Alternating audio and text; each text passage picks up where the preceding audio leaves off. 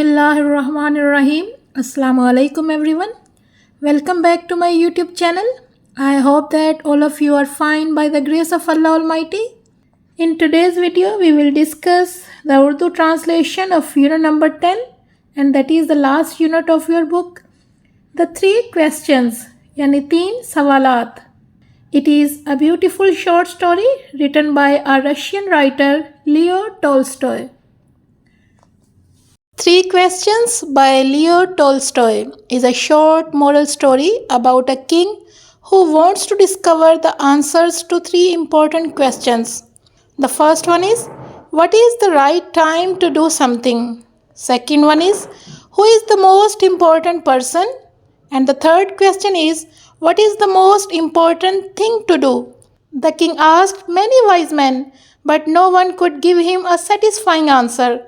So he decided to consult a wise hermit living deep in the forest. What happened there changed the king's understanding of life forever. So let's discover the fascinating story of Leo Tolstoy's Three Questions and find out the answers that the king was searching for. Let's begin with the Urdu translation, and the first paragraph is, It once, एक दफ़ा या एक दिन, occurred, ख्याल आया, to a certain king, एक बादशाह को एक दिन ये ख्याल आया, that कि if he always knew, कि अगर उसे हमेशा मालूम हो, the right time, सही वक्त या दुरुस्त वक्त, to begin everything, हर चीज़ शुरू करने के लिए, if he knew, अगर वो जानता हो, who were the right people, कि दुरुस्त लोग कौन हैं या सही लोग कौन हैं, to listen to, जिनको सुना जाए, and who to avoid, और जिससे बचना चाहिए, and above all, और सबसे बढ़कर, if he always knew, अगर इसे हमेशा मालूम हो, what was the most important thing, कि सबसे अहम काम कौन सा है to do करने के लिए, he would never fail, तो वो कभी नाकाम नहीं होगा, in anything, किसी काम में, he might undertake, जो वो करे. So let's go through the whole translation.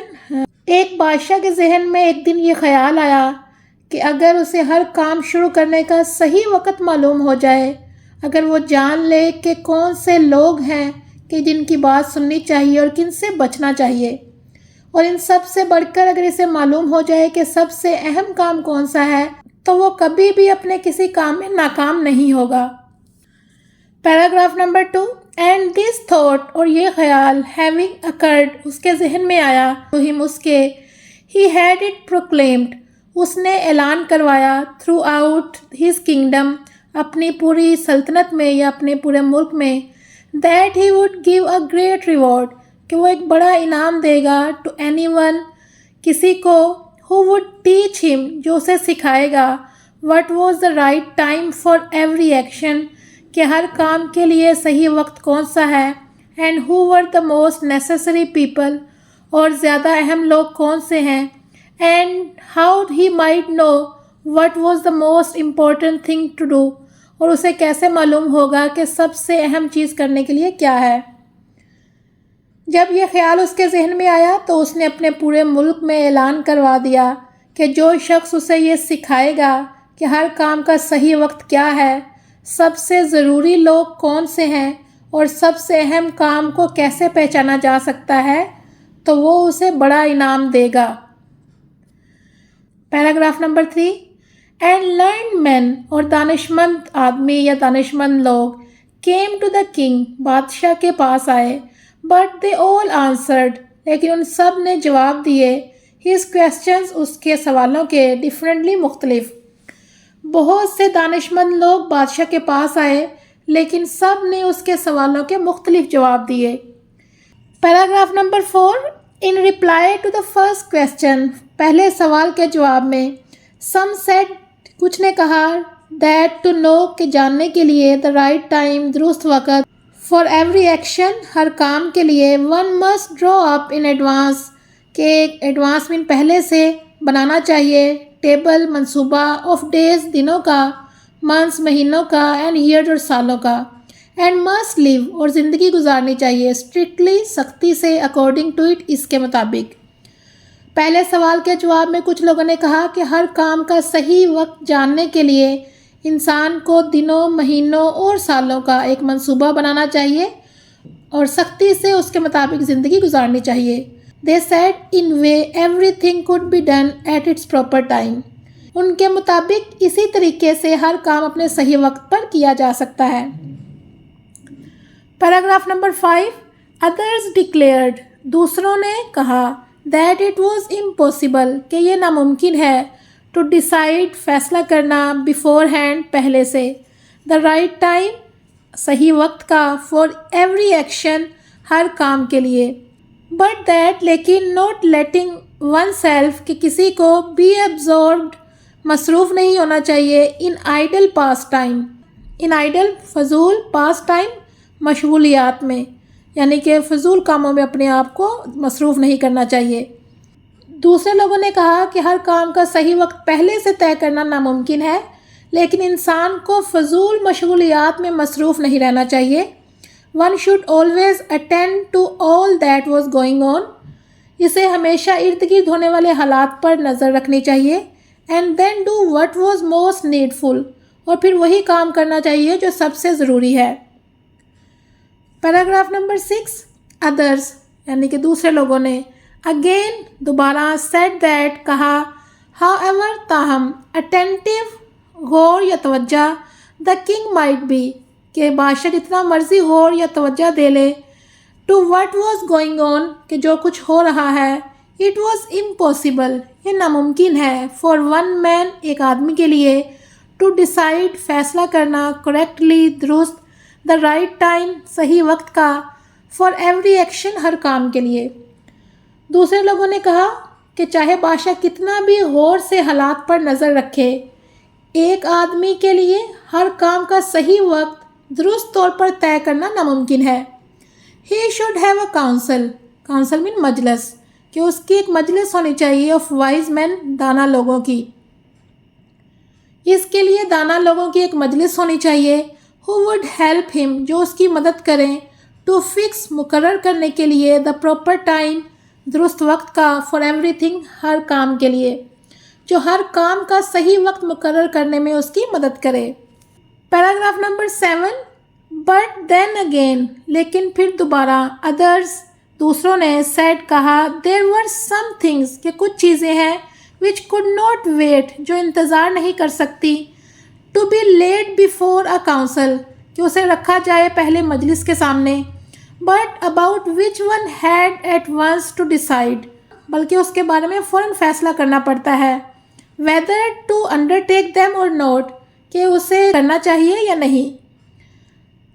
लेकिन कुछ दूसरे लोगों ने कहा कि बाज़ मामलात ऐसे होते हैं जिन्हें मजलिस के सामने रखने के लिए इंतज़ार नहीं किया जा सकता, बल्कि उसके बारे में फ़ौरन फैसला करना पड़ता है कि इसे करना चाहिए या नहीं।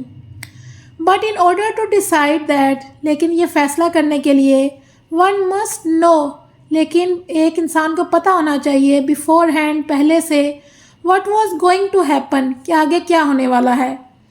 लेकिन ये फ़ैसला करने के लिए पहले से ये जानना ज़रूरी है कि आगे क्या होने वाला है।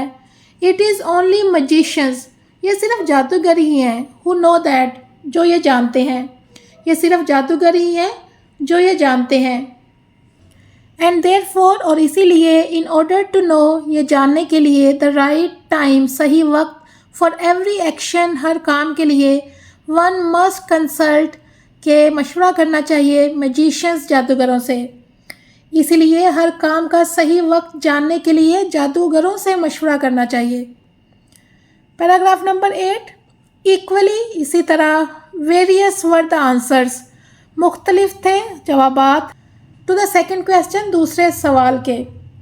दूसरे सवाल के जवाब भी मुख्तलिफ थे। सम सेड, कुछ ने कहा, द पीपल, लोग, द किंग मोस्ट नीडेड, जिसकी बादशाह को ज़्यादा ज़रूरत है, वर द काउंसलर्स, वो मशीर हैं। अदर्स, दूसरों ने कहा, द प्रीस्ट, मजहबी पेशवा यानी या पादरी। अदर्स, दूसरों ने कहा, द डॉक्टर्स, डॉक्टरों की। वाइल सम सेड, जबकि कुछ ने कहा, द वॉरियर्स, सिपाही, वर द मोस्ट नेसेसरी, ज़्यादा ज़रूरी है। दूसरे सवाल के जवाब भी मुख्तलिफ थे। कुछ लोगों ने कहा कि बादशाह को सबसे ज़्यादा मशीरों की ज़रूरत है, कुछ ने कहा कि मजहबी पेशवा ज़्यादा ज़रूरी है, कुछ ने डॉक्टरों को अहम करार दिया, जबकि बाज़ लोगों के मुताबिक सिपाही सबसे ज़रूरी थे। Paragraph number 9, to the third question, तीसरे सवाल के जवाब में, as to what was the most important occupation, occupation mean पेशा या काम, कि सबसे अहम जो पेशा है वो कौन सा है। सम रिप्लाइड, कुछ ने जवाब दिया, that the most important thing, कि सबसे अहम जो काम है इन द वर्ल्ड, दुनिया में, वो साइंस, वो इल्म है, साइंस भी कह सकते हैं। अदर्स सेड, दूसरों ने कहा, it was skill in warfare, कि ये जंगी महारत है। एंड अदर्स, और कुछ ने कहा, रिलीजियस वर्शिप, मजहबी इबादत। तीसरे सवाल के जवाब में कि सबसे अहम काम कौन सा है, कुछ लोगों ने कहा कि दुनिया में सबसे अहम चीज़ इल्म है, दूसरों ने कहा कि जंगी महारत सबसे अहम है, जबकि कुछ ने मजहबी इबादत को सबसे अहम करार दिया। Paragraph number 10, all the answers being different, चूँकि तमाम जवाब मुख्तलिफ थे, the king agreed with none of them, agreed mean मुत्तफिक होना, बादशाह, इसलिए बादशाह किसी से भी मुत्तफिक ना हुआ, and gave the reward to none, और उसने किसी को इनाम नहीं दिया। चूँकि तमाम जवाब मुख्तलिफ थे, इसलिए बादशाह किसी से भी मुत्तफिक ना हुआ और उसने किसी को भी इनाम ना दिया। बट स्टिल विशिंग, लेकिन अभी भी उसकी ख्वाहिश थी, to find the right answer, सही जवाब जानने की, टू हिज क्वेश्चन, उसके सवालों का। ही डिसाइडेड, इसने फ़ैसला किया, टू कंसल्ट, मशवरा करने का, आ हर्मिट, एक दरवेश से। हर्मिट वो लोग जो जंगलों में, झोंपड़ियों में रहते हैं या गारों में रहते हैं। वाइडली रिनाउंड, जो बहुत मशहूर था, फॉर हिज विजडम, अपनी दानाई की वजह से। लेकिन अपने सवालों के सही जवाब हासिल करने की ख्वाहिश में उसने एक दरवेश से मशवरा करने का फ़ैसला किया, जो अपनी दानाई की वजह से बहुत मशहूर था। Paragraph number 11, the hermit lived in a wood, wood mean जंगल, दरवेश जंगल में रहता था, विच ही नेवर क्विटेड, जिससे वो कभी बाहर नहीं निकलता था। एंड ही रिसीव्ड, और वो मिलता था, नन, किसी से नहीं, बट कॉमन फोक, लेकिन आम लोगों से। दरवेश जंगल में रहता था और कभी वहाँ से बाहर नहीं निकलता था, वो सिर्फ आम लोगों से मिलता था। सो द किंग, लिहाजा किंग ने, पुट ऑन सिंपल क्लोथ्स, सादा कपड़े पहने, and before reaching the hermit cell, और सेल मीन झोंपड़ी, और दरवेश की झोंपड़ी के पास पहुँचने से पहले डिसमाउंटेड, नीचे उतरा, फ्रॉम हिज हॉर्स, अपने घोड़े से, एंड लीविंग, और छोड़ दिया, हिज बॉडीगार्ड, अपने मुहाफ़िज़ों को, बिहाइंड, पीछे, वेंट ऑन अलोन, और वो खुद अकेला आगे गया। इसलिए या लिहाजा बादशाह ने सादा कपड़े पहने और दरवेश की झोंपड़ी के करीब पहुंचकर घोड़े से नीचे उतरा और अपने मुहाफ़िज़ों को पीछे छोड़कर अकेला आगे बढ़ गया। Paragraph number 12, when the king approached, approach mean करीब पहुंचा, जब बादशाह करीब पहुंचा, द हर्मिट, दरवेश, वॉज डिगिंग, खोद रहा था, द ग्राउंड, ज़मीन को, इन फ्रंट ऑफ हिज हट, अपनी झोंपड़ी के सामने से। जब बादशाह करीब पहुंचा तो दरवेश अपनी झोंपड़ी के सामने ज़मीन खोद रहा था। सीइंग द किंग, बादशाह को देखकर, ही ग्रीटेड, उसने सलाम किया, हिम, उसे, एंड वेंट ऑन, और दोबारा मसरूफ़ हो गया, डिगिंग, खोदने में। बादशाह को देखकर उसने सलाम किया और दोबारा खुदाई में मसरूफ़ हो गया। द हर्मिट, दरवेश, वॉज फ्रेल, वो नाथवा, एंड वीक, और कमज़ोर था। एंड ईच टाइम, और जब भी, he stuck his spade, stuck mean मारता, स्पेड मीन फावड़ा, जैसा कि आप खुदाल भी कह सकते हैं, जैसे आप ये पिक्चर में देख सकते हैं, इन टू द ग्राउंड, ज़मीन में, एंड टर्न, और उल्टाता, अ लिटल अर्थ, थोड़ी सी मट्टी, ही ब्रीथ्ड, वो सांस लेता, हैविली, ज़ोर ज़ोर से। दरवेश बहुत कमज़ोर और नातवा था और जब भी वो ज़मीन में फावड़ा मारता और थोड़ी सी मट्टी उल्टाता तो ज़ोर ज़ोर से सांस लेता। Paragraph number 13, the king went up to him, बादशाह उसके पास गया, एंड सैड, और कहा, I have come to you, मैं आपके पास आया हूँ, वाइज हर्मिट, दाना दरवेश, to ask you to answer 3 questions, आपसे पूछने के लिए 3 सवालों के जवाबात। बादशाह उसके पास गया और कहा कि ए दाना दरवेश, मैं आपके पास 3 सवालों के जवाब जानने के लिए आया हूँ। And here comes the first question, how can I learn to do the right thing at the right time? मैं सही वक्त पर सही काम करना कैसे सीख सकता हूँ? Who are the people I most need and to whom should I therefore pay more attention than the rest? वो कौन से लोग हैं जिनकी मुझे सबसे ज़्यादा ज़रूरत है और मुझे दूसरों की निस्बत किन पर ज़्यादा तवज्जो देनी चाहिए? And what affairs are the most important and need my first attention? और सबसे अहम काम कौन से हैं जिन पर मुझे सबसे पहले तवज्जो देनी चाहिए? पैराग्राफ नंबर 14, द हर्मिट दरवेश लिसन टू द किंग, बादशाह की बात सुनी या बादशाह को सुना, बट आंसर्ड नथिंग, लेकिन कोई जवाब नहीं दिया। ही स्पैट ऑन हिज हैंड, स्पिट की सेकंड फॉर्म है स्पैट, इसका मतलब है थूकना। उसने अपने हाथों पर थूका एंड रिकमेंस्ड, और दोबारा शुरू कर दिया या मसरूफ़ हो गया डिगिंग, ज़मीन खोदने में। दरवेश ने बादशाह की बात सुनी मगर कोई जवाब ना दिया। उसने सिर्फ अपने हाथों पर थूका और दोबारा ज़मीन खोदने लगा। Paragraph number 15, you are tired, आप थक चुके हैं। सेड द किंग, बादशाह ने कहा। Let me take the spade, फावड़ा मुझे दें।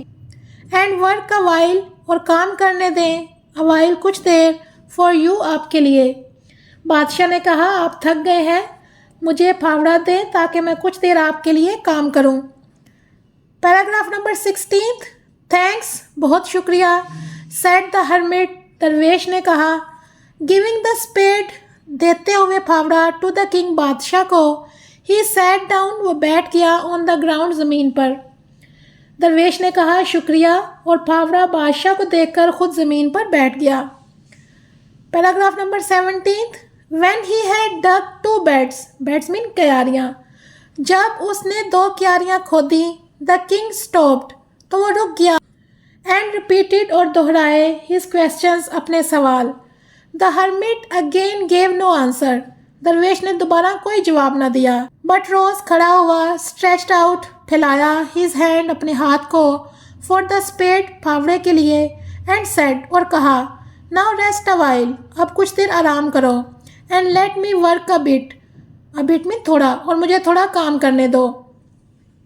जब बादशाह ने 2 क्यारियाँ खोद ली तो वो रुक गया और अपने सवाल दोबारा दोहराए, लेकिन दरवेश ने फिर कोई जवाब ना दिया, बल्कि खड़ा हुआ और फावड़ा के लिए अपना हाथ फैलाया और कहा, आप कुछ देर आराम करें और मुझे थोड़ा काम करने दें। Paragraph number 18, but the king, लेकिन बादशाह ने, डिड नॉट गिव, नहीं दिया, हिम, उसे, द स्पेड, फावड़ा, एंड कंटिन्यूड, और जारी रखा, टू डिग, खोदना। लेकिन बादशाह ने उसे फावड़ा ना दिया और खुदाई जारी रखी। 1 hour passed, 1 घंटा गुजरा। एंड अनदर, और दूसरा, 1 घंटा गुजरा, फिर दूसरा। The sun began to sink, सूरज छुपने लगा। बिहाइंड द ट्रीज, दरख्तों के पीछे। एंड द किंग, और बादशाह, एट लास्ट, आखिरकार, स्टक, गाड़ दिया, द स्पेड, फावड़े को, इनटू द ग्राउंड, ज़मीन में। सूरज दरख्तों के पीछे छुपने लगा और आखिरकार बादशाह ने फावड़ा ज़मीन में गाड़ दिया। एंड सेड, और कहा, आई केम टू यू, मैं आपके पास आया, वाइज मैन, अक्लमंद आदमी, फॉर एन आंसर, एक जवाब के लिए, टू माई क्वेश्चंस, अपने सवालों के। और कहा, ए दाना शख्स, मैं आपके पास अपने सवालों के जवाब के लिए आया था। If you can give me none, अगर आप मुझे कोई जवाब नहीं दे सकते, टेल मी सो, तो मुझे बता दें। And I will return home, तो मैं वापस घर चला जाऊँ। अगर आप मुझे जवाब नहीं दे सकते तो साफ बता दें ताकि मैं अपने घर वापस चला जाऊँ। Paragraph number 19, here comes someone running, कोई शख्स दौड़ता हुआ आ रहा था। सेड द हर्मिट, दरवेश ने कहा, let us see who it is, आओ देखते हैं वो कौन है। दरवेश ने कहा, कोई शख्स दौड़ता हुआ आ रहा है, चलो देखते हैं वो कौन है। Paragraph number 20, the king turn around, बादशाह पीछे मुड़ा। एंड सॉ, और देखा, अ बियर्डेड मैन, एक दाढ़ी वाला आदमी, कम रनिंग आउट, जो कि भागता हुआ आ रहा था, ऑफ द वुड, जंगल से। बादशाह ने मुड़कर देखा तो एक दाढ़ी वाला आदमी जंगल से दौड़ता हुआ आ रहा था। The man held his hands, आदमी ने रखे हुए थे अपने हाथ, प्रेस्ड अगेंस्ट हिज स्टमक, अपने पेट के ऊपर। आदमी ने अपने हाथ अपने पेट पर रखे हुए थे। एंड ब्लड वॉज फ्लोइंग, और खून निकल रहा था या बह रहा था। फ्रॉम अंडर देम, उसके नीचे से। इसने अपने हाथ पेट पर रखे हुए थे और उसके नीचे से खून बह रहा था। When he reached the king, जब वो बादशाह के पास पहुंचा, he fell, वो नीचे गिर गया, fainting, बेहोश होकर, on the ground, ज़मीन पर, mourning feebly, कमज़ोरी से कराहते हुए। जब वो बादशाह के पास पहुंचा तो कमज़ोरी से कराहते हुए बेहोश होकर ज़मीन पर गिर गया। The king and the hermit, बादशाह और दरवेश, अनफास्टेंड, खोले, द मैंस क्लॉथिंग, आदमी के कपड़े। बादशाह और दरवेश ने आदमी के कपड़े खोले। There was a large wound, वहाँ एक बड़ा ज़ख्म था। इन हिज स्टमक, उसके पेट में, उसके पेट में एक बड़ा ज़ख्म था। Paragraph number 21। The king washed it, बादशाह ने उसे साफ़ किया। As best he could, as best he could, जितना वो कर सकता था। एंड बैंडेज्ड, और पट्टी बांधी। विद हिज हैंकरचीफ, अपने रुमाल। एंड विद अ टॉल, और एक तौलिए से। द हर्मिट हैड, दरवेश के। बादशाह ने अपनी पूरी कोशिश से ज़ख्म को साफ़ किया और अपने रुमाल और दरवेश के तौलिए से पट्टी बांधी। But the blood would not stop flowing, लेकिन खून बहना बंद ना हुआ। द किंग, बादशाह, अगेन एंड अगेन, बार बार, रिमूव्ड, उतारी, द बैंडेज, पट्टी, सोक्ड, भीगी हुई, विद वार्म ब्लड, खून से, एंड वॉश्ड, और साफ़ किया, एंड रीबैंडेज्ड, और दोबारा पट्टी की, द वुंड, ज़ख्म की। बादशाह बार बार खून से भीगी हुई पट्टी उतारता, ज़ख्म को साफ़ करता या धोता, और दोबारा पट्टी बांधता। Paragraph number 22। When at last, जब आखिरकार, the blood ceased, ceased mean बंद हुआ, फ्लोइंग, बहना, जब आखिरकार खून बहना बंद हुआ। द मैन रिवाइव्ड, आदमी होश में आया। एंड आस्क्ड, और पूछा, फॉर समथिंग टू ड्रिंक, कुछ पीने के लिए।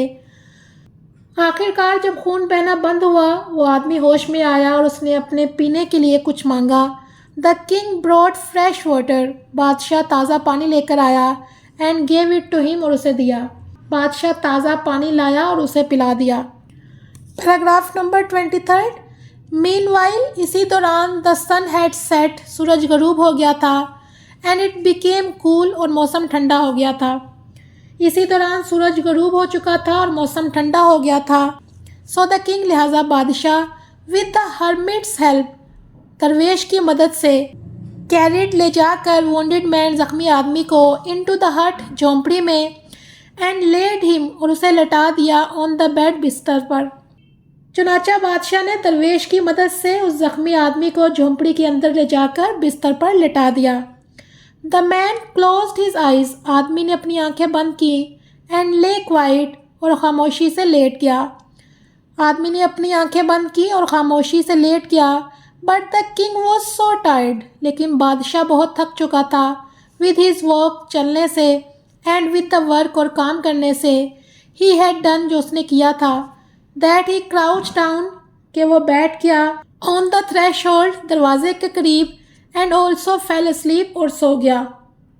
लेकिन बादशाह अपने पैदल चलने और काम करने से इतना थक चुका था कि वो दरवाजे के करीब बैठ गया और गहरी नींद सो गया। सो साउंडली, इतनी गहरी, दैट ही स्लेप्ट, कि वो सोया। All through the short summer night, short mean मुख्तसर, समर गर्मियों की, नाइट रात, यहाँ तक कि वो पूरी मुख्तसर गर्मियों की रात सोता रहा। Paragraph number 24। व्हेन ही अवोक, जब वो जागा। इन द मॉर्निंग, सुबह। इट वॉज लॉन्ग बिफोर, काफ़ी देर तक।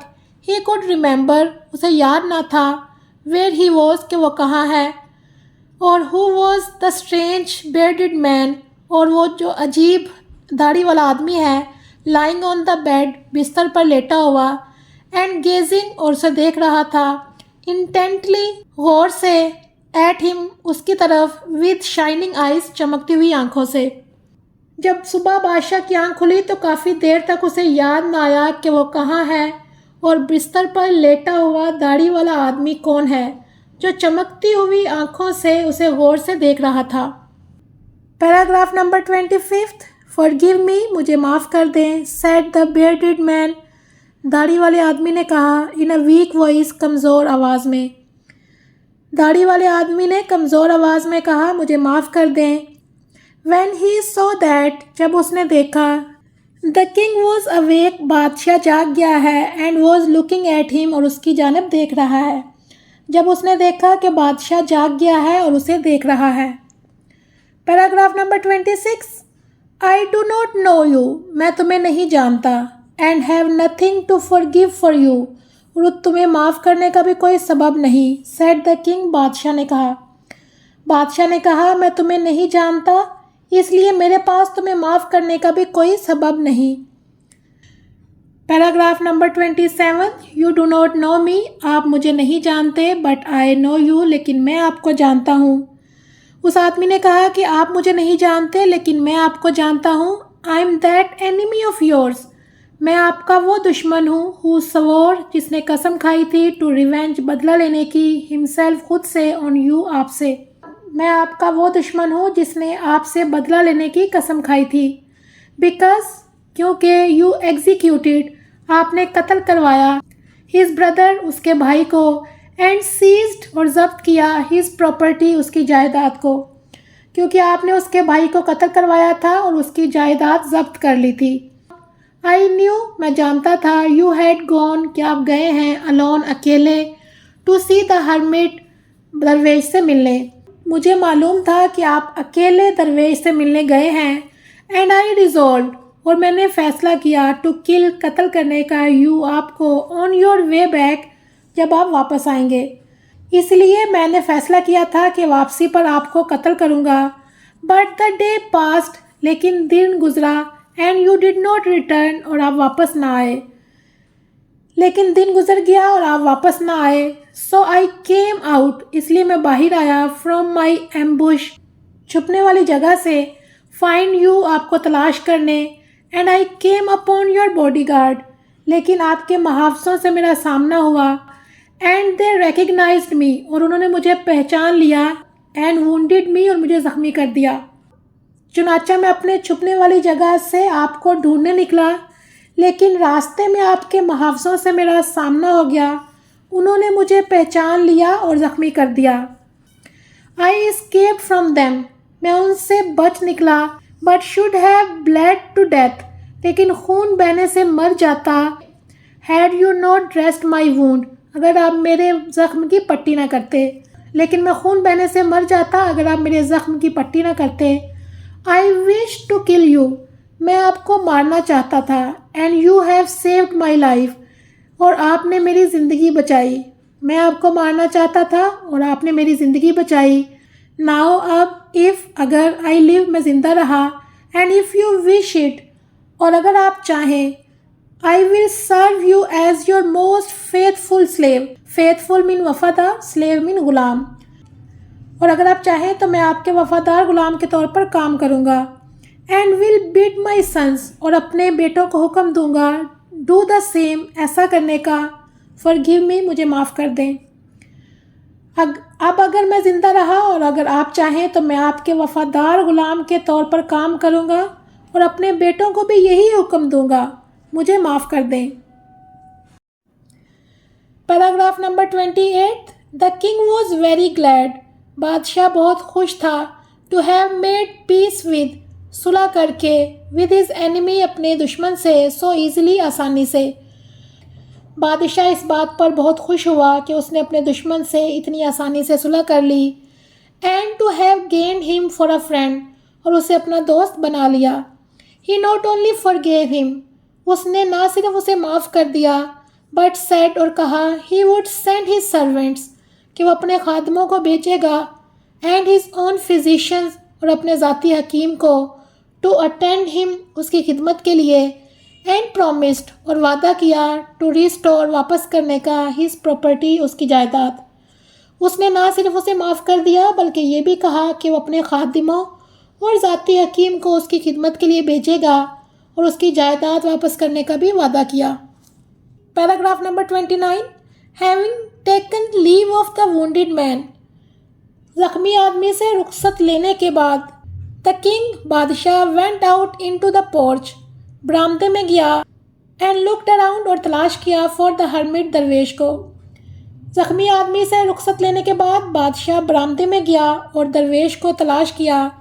बिफोर गोइंग अवे, जाने से पहले, ही विश्ड, उसकी ख्वाहिश थी या वो चाहता था, वंस मोर, एक और दफ़ा, टू बेग, मांगना, एन आंसर, जवाब, टू द क्वेश्चंस, अपने सवालों का, ही हैड पुट, जो उसने किए थे। वहाँ से जाने से पहले एक बार फिर अपने सवालों के जवाब मांगना चाहता था। Paragraph number 30। The hermit was outside, दरवेश बाहर था। ऑन हिज नीज, अपने घुटनों पर, सोइंग, बो रहा था, सीड्स, बीज, इन द बेड्स, क्यारियों में, दैट हैड बीन डग, जो उसने खोदी थी, द डे बिफोर, एक दिन पहले। दरवेश बाहर घुटनों के बल बैठा उन क्यारियों में बीज बो रहा था जो एक दिन पहले खोदी गई थी। द किंग अप्रोच्ड हिम, बादशाह उसके करीब गया, एंड सेड, और कहा, फॉर द लास्ट टाइम, आखिरी दफ़ा, आई प्रे यू, मैं आपसे दरख्वास्त करता हूँ, टू आंसर, मेरे जवाब की, माई क्वेश्चंस, मेरे सवालों के। वाइज मैन, दाना आदमी। बादशाह उसके करीब गया और कहा, ए दाना शख्स, आखिरी बार आपसे दरख्वास्त करता हूँ कि मेरे सवालों के जवाब दे दें। Paragraph number 31। You have already been answered, तुम्हें पहले ही जवाब मिल चुका है, सेड द हर्मिट, दरवेश ने कहा, still crouching on his thin legs, अभी भी अपनी कमज़ोर टांगों पर बैठे हुए, and looking up at the king, और बादशाह को देखते हुए, हु स्टूड बिफोर हिम, जो उसके सामने खड़ा था। दरवेश ने अपनी कमज़ोर टांगों पर बैठे हुए कहा, तुम्हें पहले ही जवाब मिल चुका है, और ऊपर देखते हुए बादशाह से बात करने लगा जो उसके सामने खड़ा था। Paragraph number 32। हाउ आंसर्ड, मुझे कैसे जवाब मिल गया, व्हाट डू यू मीन, तो आपका क्या मतलब है, आस्क्ड द किंग, बादशाह ने पूछा। बादशाह ने पूछा, मुझे कैसे जवाब मिल गया, आपका क्या मतलब है। Paragraph number 33। Do you not see, तुमने नहीं देखा, रिप्लाइड द हर्मिट, दरवेश ने जवाब दिया। दरवेश ने जवाब दिया, क्या तुम नहीं देखते, if you had not pitied my weakness yesterday, pitied mean तरस खाना या रहम करना, अगर तुमने कल मेरी कमज़ोरी पर रहम ना किया होता, and had not dug these beds, और ये क्यारियाँ ना खोदी होती, फॉर मी, मेरे लिए, but had gone your way, बल्कि अपने रास्ते चले गए होते, that man would have attacked you, तो ये आदमी तुम पर हमला कर देता, and you would have repented, और तुम पछताते, of not having stayed with me, मेरे साथ ना रहने पर। दरवेश ने जवाब दिया, क्या तुम नहीं देखते कि अगर तुमने कल मेरी कमज़ोरी पर रहम न किया होता और मेरे लिए ये क्यारियाँ ना खोदी होती, बल्कि अपने रास्ते पर चले गए होते, तो ये आदमी तुम पर हमला कर देता और फिर तुम मेरे पास ना रुकने पर पछताते होते। देयरफॉर, इसीलिए, द मोस्ट इम्पोर्टेंट टाइम, सबसे अहम वक्त, वॉज व्हेन, वो था, you were digging the beds, जब तुम क्यारियाँ खोद रहे थे, इसीलिए सबसे अहम वक्त वो था जब तुम क्यारियाँ खोद रहे थे। And I was the most important man, और मैं सबसे अहम आदमी था। And to do me good was your most important business, business mean काम, जबकि मेरे साथ भलाई करना तुम्हारा सबसे अहम काम था।